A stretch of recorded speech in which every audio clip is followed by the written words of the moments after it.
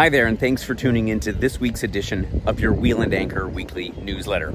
Coming to you from a sunny Lisbon, Portugal, an interim stop on my trip around various parts of Europe, where I am curating and discovering and exploring all kinds of new places and experiences for our members. And when I arrived here into town, of course, I was also joined by a few thousand people on one of these, and it's quite ironic that every single stop that I've made in a coastal town, whether it's been in Croatia or southern Spain or here in Portugal, there always seems to be another giant cruise ship in port.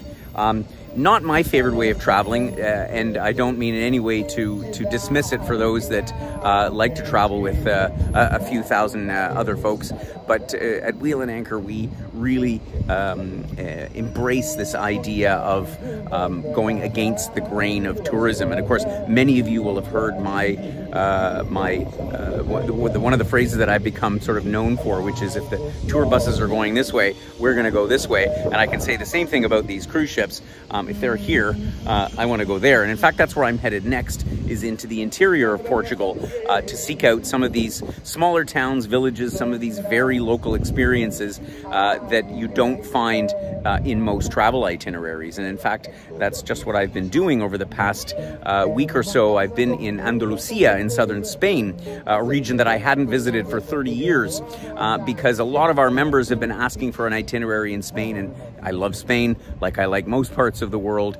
And while I was there, I had opportunity to meet some locals, of course, who are to some extent involved in the tourism business directly or indirectly. And we struck up conversation, and this is kind of what I do. And how a lot of our programs come together is I simply visit a place and I start looking around. I have a nose for finding the hotels, finding the restaurants, even finding the local guides who offer something that is a little bit different than what folks that are sort of participating in the general trend of mass tourism are doing. And so I was there, and I can think of one particular experience just a couple of days ago in Cordoba in Spain, where I visited a very local restaurant. It was a referral from a good friend of mine that lives there, and I got talking to the owner of the restaurant, and I said to him, I said, what do you think we could do that would be different than what that for example, you would do for your local guests from other Cordobians, as it were. And so we are in the midst of putting together an amazing experience that's going to